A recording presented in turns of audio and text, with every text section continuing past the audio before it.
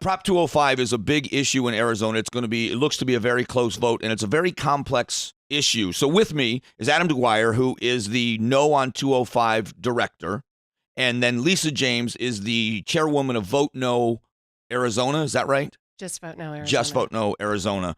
So both of you are on the same side of the issue, which is no on 205. Correct. How much of this proposition is about, or your opposition to it, is about marijuana itself or the bill itself? What's the difference here? Well, I think there's a little bit of both, right? Where if we make this strictly about marijuana, then I think that might be a much more difficult road. But what we've seen is Proposition 205 puts marijuana interest before the public interest. It's laden with 20 pages, if you mentioned earlier, legalese stuff. It's monopolistic. There's no THC limit on impaired drivers. It makes workplaces, folks who are employers and businesses, it's a tort litigation nightmare for them now. So we're trying to do everything we can to make sure the public is aware that Prop 205 is not just about legalizing recreational marijuana. If you wanted to do that, Mike, you could go back into the code and probably just, do that in a paragraph.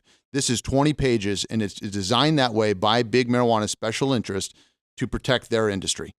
What's some of the biggest proponents of legalization of any drug are libertarians. And this creates a completely different division of the government and oversight and policing, which is also against everything people like that believe in. What is this going to do if it's passed as far as tying the legislature's hands, Lisa?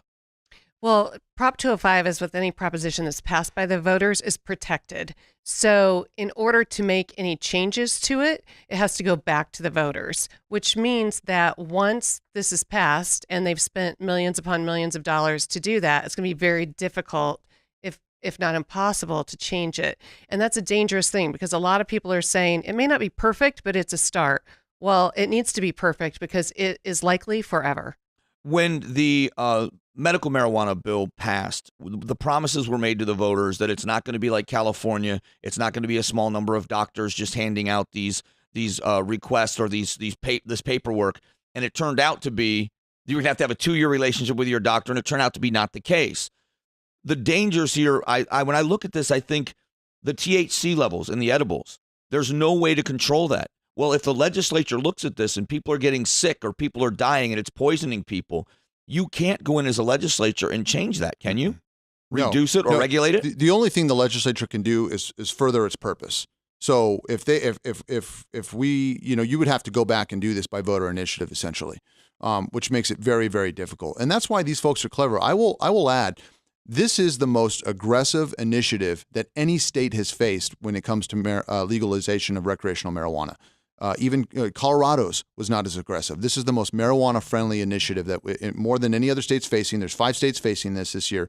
And they did this on purpose. The Marijuana Policy Project in Washington, D.C., they're on record of saying if they can pass this initiative in Arizona, they can do it anywhere. And so we're very much ground zero for this fight, and they understand our voter protection laws. They're using a very, the hollow promises of it's going to go to education and all this. You look at Colorado as a prime example. The schools there, the superintendents are coming out and they're saying, where's the pot money that we were promised? It's not there. That's what these folks are saying, the same thing here. When you see the pro-marijuana crowd, they would say that Colorado's a great example of why it works when it's legalized. But when you start talking to the people in Colorado, whether it's politicians or citizens or teachers, especially law enforcement, it's not what they thought it was going to be. Not at all. The money isn't what they thought it was going to be. The direction it's going is not what they thought it was going to be. And the cost to society on highway safety, on emergency rooms, homelessness, the social factors are far greater than what they're bringing in. You, Lisa, this for you is a great cause, but for you, it's more about addiction sometimes, right? I mean, is it the concern for addiction here, right? It is. And as with most people in today's society, addiction has affected almost every family out there. Mm-hmm. You can't look left or right and not see someone in your family, your neighborhood, your church, your workplace that hasn't been affected by addiction. In my family, we have multiple people with addiction, but primarily my brother.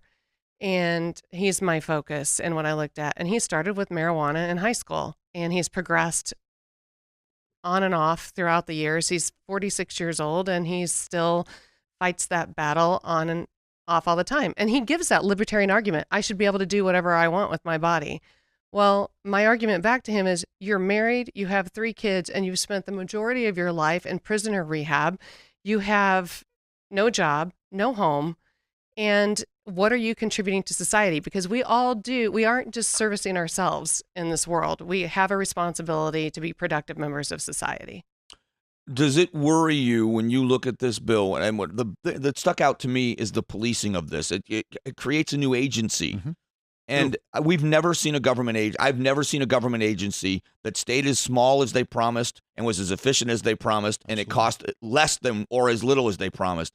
This does have the potential, and it's not a scare tactic, to turn into something that is a juggernaut, right? Yep, absolutely. Well, and that's the stuff they're not telling you is that the first monies that come in from tax revenue go to fund new government. I should say bigger government, right? This is not going to schools. Whatever's left over goes to the schools. And it should scare any libertarian out there who wants a more limited, more smaller government. This is not creating more small government. This is creating bigger government. And I'll give you an example. I mean, medicinal marijuana we have right now, right?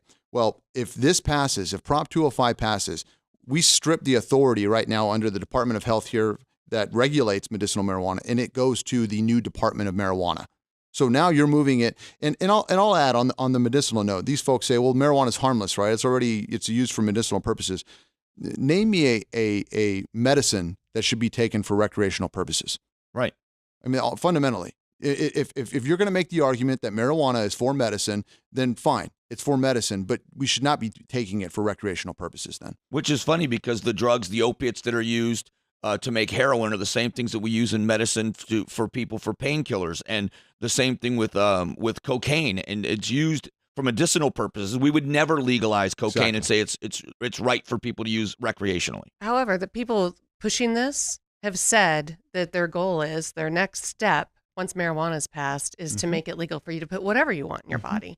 And to be honest with you, from my perspective, when I looked at this, if the legislature decided they were going to go in and change the sentence in the law to decriminalize marijuana, I would have a lot less of an issue for this proposition. But this proposition creates so many bureaucratic nightmares for the people of Arizona. I hope people look at the bill. It's 20-something pages long to simplify, supposedly, the legalization of marijuana. And there's no way those 20-something pages do that. To all those people, sorry. No, go ahead. To all those people who are upset with the Congress for not reading what was in the healthcare bill before they passed it, I would challenge them, please just go read. This is a lot shorter than the healthcare bill, but it is filled with big government, big money, and it's big money for the marijuana industry, not for our kids, not for education. And isn't this, and correct me if I'm wrong, because you know a lot more about this than I do, that it is so pro already the medical marijuana facilities because they will become the legalized marijuana salespeople. So cities have been trying to redistribute where the medical facilities are because they don't want these pot stores propping up. But those people have the inside track and the monopoly on this industry, which is why they're pushing for it. Is that right or wrong? That's exactly right. Yeah, the first rights of licenses go to the existing medical marijuana dispensaries, and it's like that for the first year. And it's very hard to get a license afterwards because they've created it that way. Another thing to add for the libertarian folk out there, in Colorado, over 2/3 of the local jurisdictions have opted out. Okay, here in Arizona with Proposition 205, no county, no town, no city will be able to opt out because all of the medical marijuana dispensaries are already existing. So again, I would add, to the folks who are out there looking at this from a libertarian bent, aren't we about local control? If the town, if you can't lobby your mayor and city and town council to opt out of this, then this is not doing local control of what we want and what we're advocating for. The other thing that I think is to be noted is the organization that's really pushing this here in Arizona isn't from Arizona. This is a national organization that wants to get it passed here so that they can use this as a stepping stone for other places. My point is their concern is not for the people and what's best for Arizona. They may try to push it that way, but I don't believe that they care about what's best for Arizona. They have an agenda they're bringing to Arizona. Absolutely. So I'll just add one more thing. 92% of their contributions, and they've spent over already $3 million. Over 92% of them have come from the people who are going to benefit from this. It's either the Marijuana Policy Project in Washington, D.C., or the medical marijuana dispensaries. Over 92%. That should be a very alarming fact to any Arizona voter. This thing is being bought and paid for by special interests. Let's cover one more thing with this, that federally, it's still a class 1 drug. And so now, if we have a president or a Congress that decides we are going to go back and start enforcing these federal laws, you are opening this entire industry up to prosecution and confiscation. And then what do we do with the constitutional changes there? Because it's still against federal law, right? Right. Oh, and what do we do with this huge bureaucracy that we've created? Because make no mistake, have you ever seen government that doesn't like to grow? Mm-hmm. Yeah, so when they do that, we create this department of the government. The federal government steps in and says, we're going to start enforcing these laws the way they're written. And we're in big trouble because, they can confiscate buildings. People are going to go to jail. It doesn't matter if it's okay in a state law. It's disallowed federally. And I don't know that people realize the gravity of what that could do to that industry. Yeah.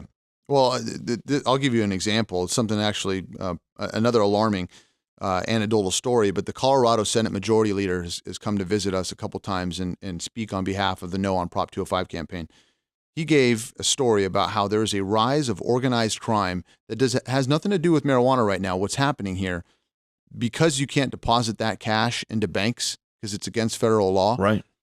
Trucks, cars, armored vehicles are driving around the city of Denver with millions in their back trunk or wherever it may be.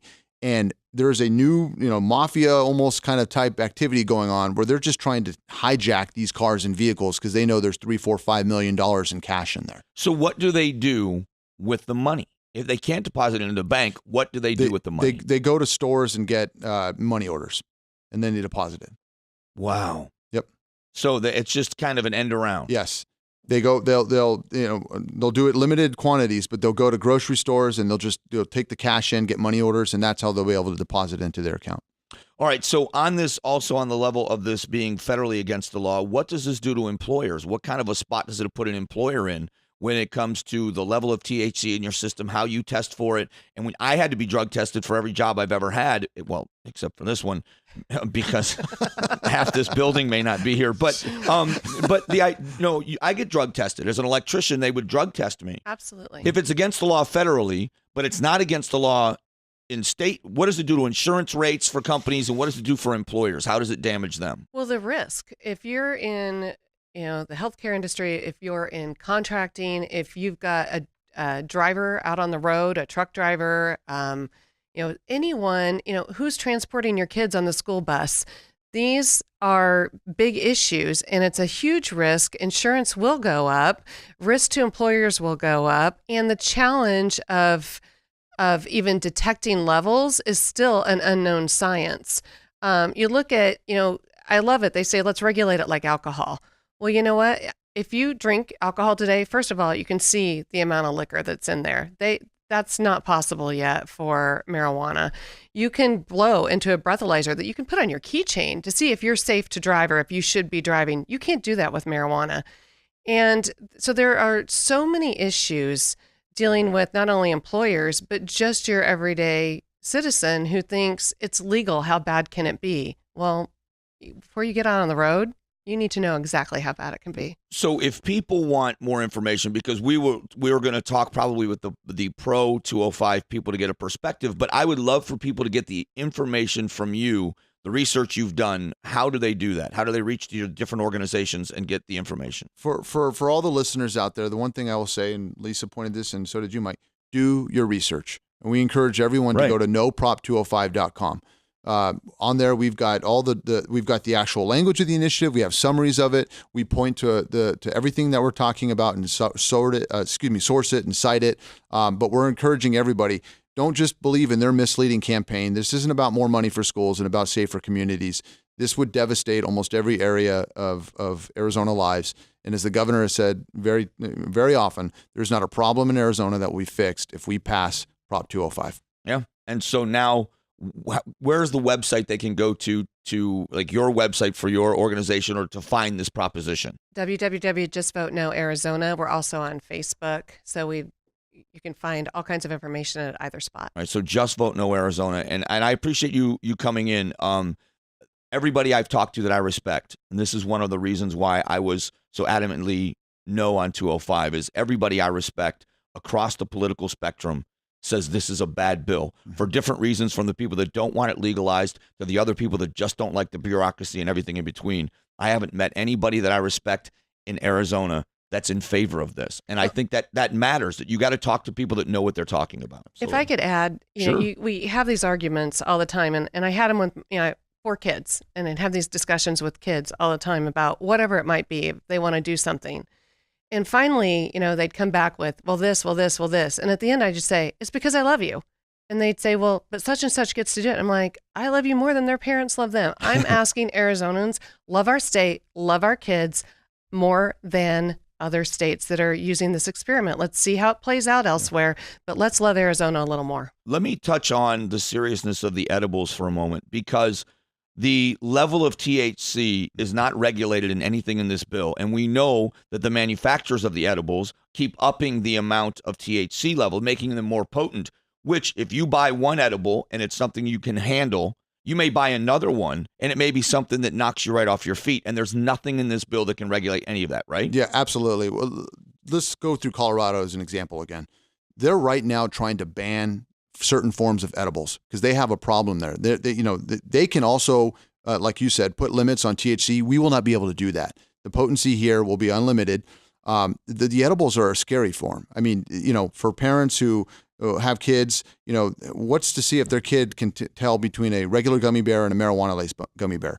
In Colorado alone, nearly 50% of marijuana product now is sold in an edible form. There's no reason that's going to be the same here. That's not going to be the same here in Arizona. We're talking about, cookies, brownies, soda pops, lollipops, you name it. This stuff is scary. And they realize that they want to market their product to kids like that because they know it's an addictive form. And who just eats one gummy bear? I wish I could. Yeah. Right. Well, so now when it comes to these things, was it Four Loko, the alcohol? When we've regulated alcohol, when there's been an issue with something that has been damaging to people, the legislature can regulate it and say that's going to be illegal in the state of Arizona. We're not going to be able to do that. And I just want to reiterate, if this passes, none of that can happen with these things because they can only further the cause. They can't go backwards. So if the edibles in Arizona, we say the edibles are harming people and we're not able to regulate the level of THC, there's nothing that can be done. It's all then in the hands of the industry to do what they want. That's correct. And to give you another example, we talk about people that maybe someone's known that they said, well, they smoked marijuana and they're fine. They're productive members of society today. And that may very well be the case, but the marijuana of today is not the marijuana of the 1970s, the 1960s. This is a strong, potent drug. Pot. So potent that we are now, it is a medicine. We've said it is a medicine. So again, what other medicine do you take that you make into a candy or a lollipop or a soda? And what other medicine do you say, hey, this is a great idea to just use as a recreational? One stat. In marijuana-friendly states that have legalized recreational marijuana, over 600% increase in accidental ingestion by children. Wow.